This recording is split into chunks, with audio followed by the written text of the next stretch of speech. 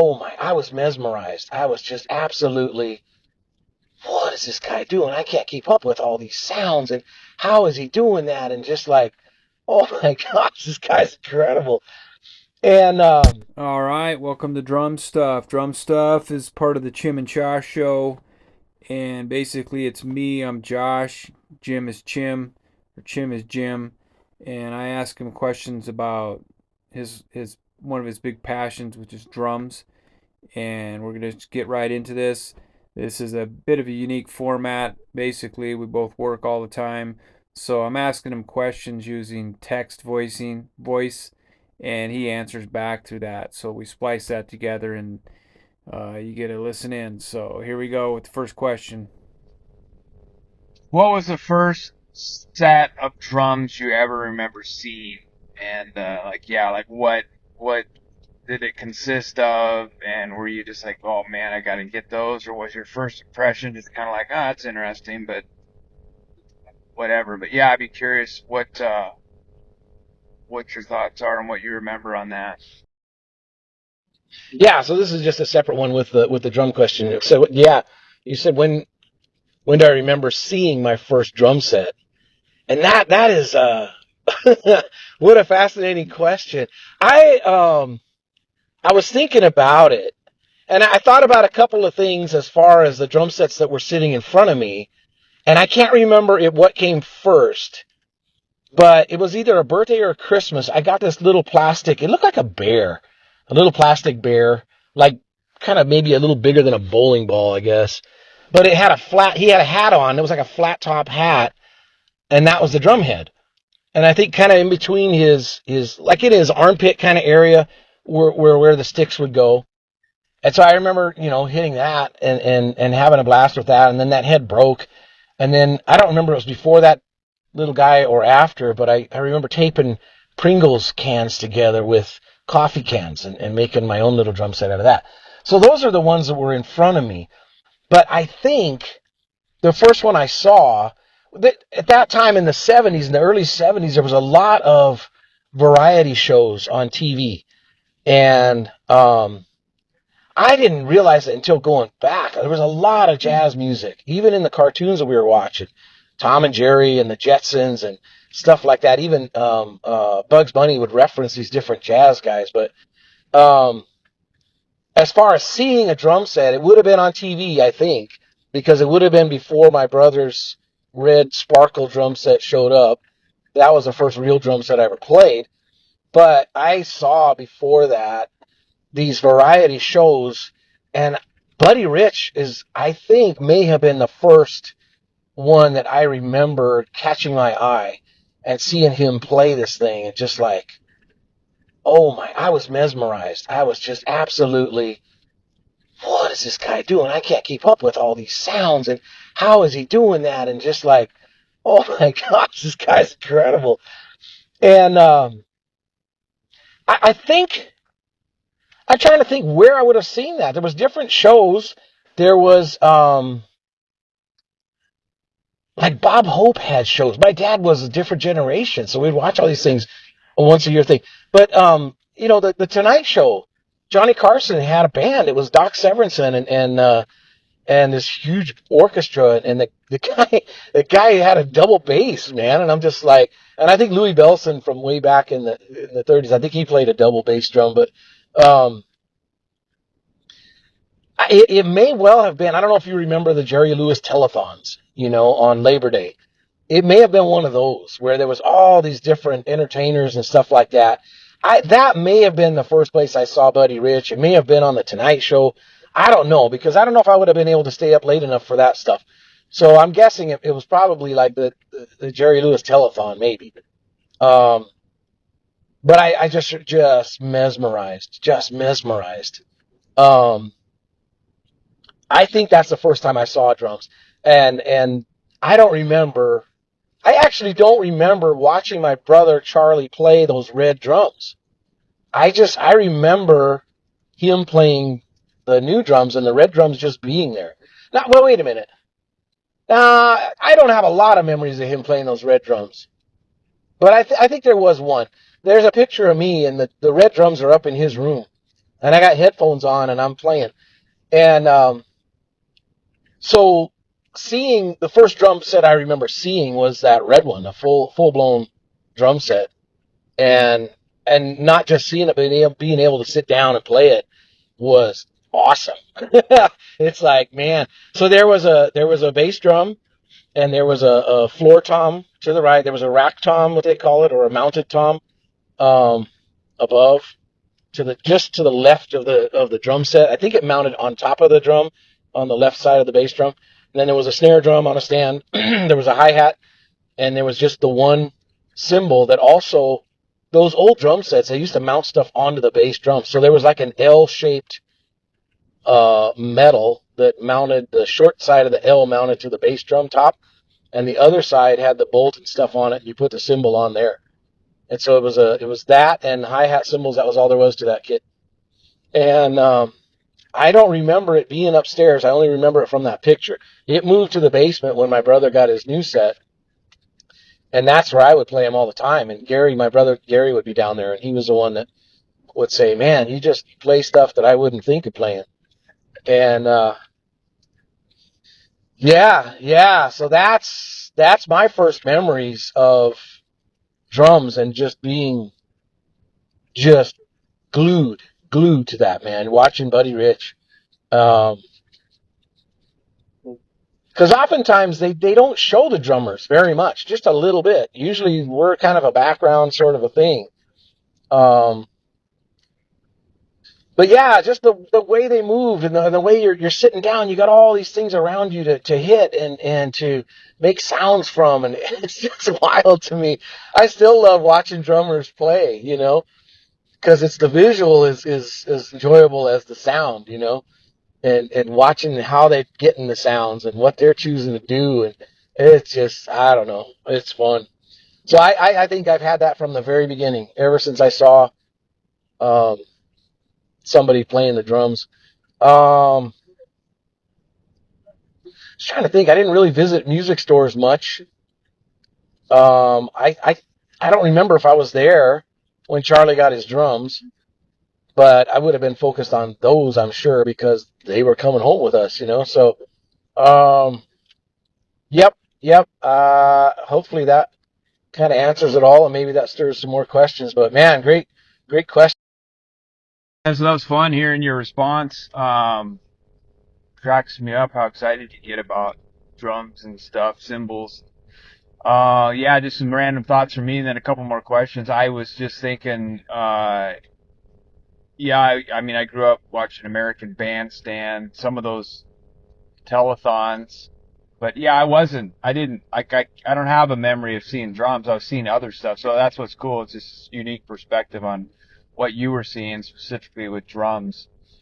And then, yeah, I was thinking, cracks me up when you were saying that drummers don't get a lot of camera time, and totally, I remember videos and concerts you'd see on TV, and every once in a while they'd show like the drummer back there. They'd pan in on him, and he'd be like, "Yeah," you could tell, and he might spin his drumstick or something. And not at all that all drummers look like this, but I'm picturing some dude that looks like Weird Al Yankovic, just like, "Yeah, I got my chance," and spins his drumsticks. But so yeah, cool stuff. One thing we were talking about, and this could be like somewhat loosely educational about drums, because I'm learning stuff and I find it fascinating. I don't know a thing about drums, but a couple questions about drums in particular, actually cymbals to start with. But you, well, how old were you? You might have mentioned it, but how old were you around this time? Do you remember? And approximately the year. You said something about the 70s, but so those are a couple specific questions about the stuff you just shared. And then the specific question about the drum set is, you're always talking about a hi-hat. And I think I know what a hi-hat is, but I'm not sure. So if you wouldn't mind telling our audience, what's a hi-hat, Jim, in your normal way of explaining things? And if you got a hi-hat story to throw in, go ahead. Like one time you got your bottom lip shut in the hi-hat or something. Or Drum stuff technical. No, I. I don't get super technical, but the question put before me was, what is a hi-hat stand? And there's basic components to a drum set or a drum kit, some people call it, depending on where you go. Um, but the primary parts are the bass drum, which is it's hit with your right foot if you're right-handed. Obviously, if you're left-handed, flip all this stuff. But bass drum has a pedal. Your right foot goes on it. It's got a beater on there. You push down, the beater hits the head, what they call the batter head. Sound goes through the drum, out it comes. So that's your right foot. Your right hand obviously has a stick in it. Your left hand has a stick in it. Your left foot is sitting on the hi-hat. Hi-hat is it's a special stand that has two cymbals. They're stacked on top of each other. If you imagine, and I'm not wanting to insult anybody's intelligence here. I'm just saying if you've never heard of this and you don't understand any of this stuff, well, let's just go real basic. So imagine a little wind-up monkey toy, right? And he's got two cymbals and he's clashing them together, and the cymbals are upright. They're vertical. Okay, take those cymbals out of his hand, flip them to where they're horizontally, and this hi-hat stand, it has legs at the bottom to keep it stable. It has a pedal board that your foot sits on, about the size of your foot, bigger than a gas pedal. And it's a spring-loaded thing. So when you push down on it, the spring pushes it back up. And what happens inside of the tube of the stand is there's some kind of either a cable or a strap that connects an inner tube, actually it's a rod, a steel rod, that connects to the bottom of this foot pedal. And then that rod goes all the way up through the middle of this stand and sticks out. And the top part of the stand has a metal washer and then a felt washer. So the cymbal sits on that. And it needs to be felt so that it doesn't choke the sound of the cymbals. So it lets them ring out. So you've got a bottom hi-hat cymbal sits on top of that. So through that hole in the middle of every cymbal has a hole in it. The rod comes up. Okay. And now you have this connector. It's you could call it kind of like a bolt with a hole through the middle of it. So imagine a bolt and a nut. You take the nut off. It's got washers and felt washers again. You put the cymbal on, and then you're basically putting a nut and a bolt. You're like bolting a cymbal onto a sleeve, I guess. A pipe, you could call it. But anyway, it's a little bit complicated to try to just verbally explain. But anyway, it's got a hole through it, and the hole is the size of this rod that goes all the way up through the hi-hat stand. So you mount this cymbal onto there. So now you got the cymbal with this little bolt thing on there that keeps that cymbal from moving. And now, because that has a hole through it that matches the rod that comes up out of the whole stand all the way from the bottom to the top, you slide that on there. And there's a wing nut on there that will tighten it to that rod. So now, if you imagine tightening that thing on there, now this cymbal is it's bolted onto this apparatus, and then that has a wing nut that you can tighten it onto this rod. Now, you push down on your left foot, and that rod comes down.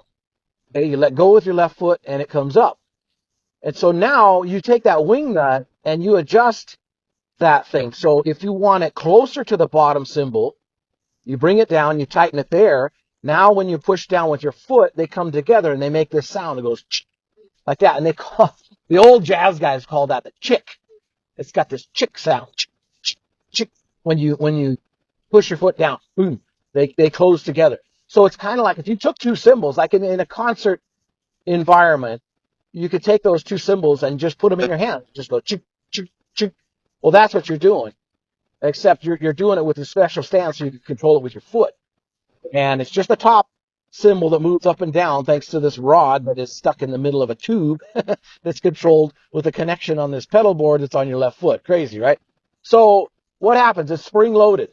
So when you push down with your left foot, and then when you let go, it separates them again.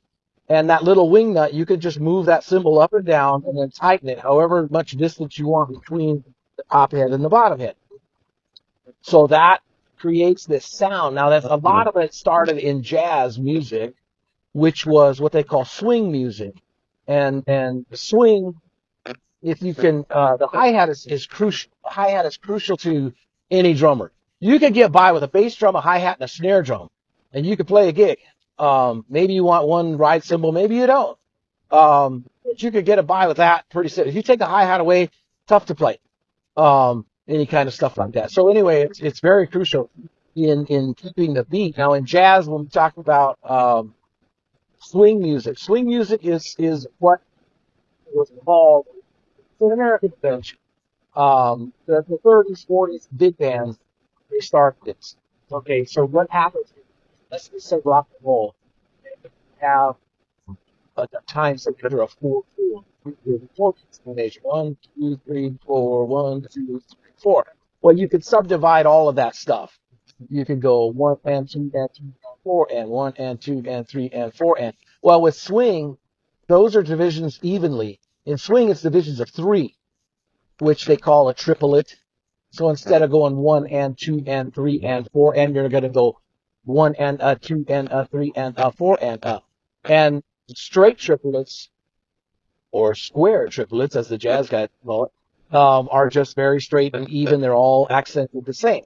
In swing stuff, you're going to accent the third one. So you have this triple that, triple that, triple that, triple that, and the hi-hat. This is where it starts with jazz. I'm coming back to that. Is the swing pattern is ta ta ta ta ta ta ta ta ta ta ta, and it's based off of those what they call swing triplets. And the hi-hat does that. And so what you do is you lift your left foot and you hit,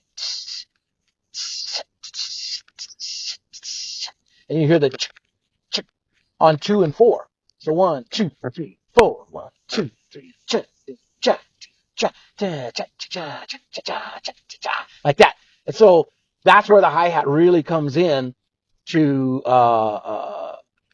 establish that swing pattern, and also to establish the tempo of 2 and 4 when you're closing that every time. And I heard an interview with a drummer guy, and he was talking about how he uses his left foot, whatever he's playing, whatever style, he still closes it on 2 and 4 because he grew up playing jazz music. And the interviewer was talking about that, how you don't hear that out of a lot of maybe newer drummers that don't have a background in jazz. And that's just, it's kind of an automatic for guys that played much jazz to do that. And so, yeah, that's where that whole pattern comes in. And of course, that's a real simple way to look at it. But the hi-hat is crucial, and it's played probably the most of, because it's keeping the time and it's setting the tempo. And so it's just constantly going. You move away from that to hit drums and cymbals, but you're always back to it. And that's what everybody's listening for, is that time and feel of the song. And it's foundationally in the hi-hat. So hopefully that makes sense. That's why it's really, to me, it's very important to have a great sounding hi-hat. If it's gotta be pleasing to your ears, you know. And of course the old Star drums, man. I don't know what they were. I don't know. They sounded like modified tin cans to me, but it was all I had, so I just played them. But it was so nice to get quality hi-hats later in my playing career, and be able to hear that different sound. I'm not sure how far we should go into the details, but we could certainly go into all kinds of details with that. But I'm going to leave it at that. And hopefully, if you didn't know anything about the hi-hat today, you know a little bit more. And if you're ever in a music store, wander over to the drum section, and there may be some set up. You know, put your foot on there and grab that wing nut and see how it works. And I don't know, it's fun. If you're a guitar player and you don't go to the drum section much, check it out. And that, my friend, is why we do drum stuff. Yeah, that's great. I could totally visualize a hi-hat learning all kinds of stuff, complicated little gadgets, man. And yeah, did not work how I thought. I didn't think about the fact that the top's going to go up and bottom one doesn't move. You got springs in there, all kinds of stuff. But yeah, super cool to hear. And yeah, fun to hear about your age. And that was hilarious. Grabbing the sticks at the game and just doing it. That's funny. But good on you. That's cool. Of course, got a really stupid joke. You said every cymbal has a hole. What do you call a cymbal that doesn't have a hole? It's a really shallow walk. Waka waka. Yeah. So really dumb question. If you remember to answer this, go ahead. If not, no problem. But I'm wondering if the wing nut loosens up during like long playing sessions, and if you ever had a situation where you're playing and all of a sudden, oh dude, my wing nut's loosening up and I can't adjust right now. If that's ever an issue, or if that's a sign of a cheap hi-hat. Yeah, chick, that's a funny word. And then you all of a sudden were beatboxing, man. You're just like, I was impressed. You might not even know what beatboxing is. I don't know. You're a few years older than me.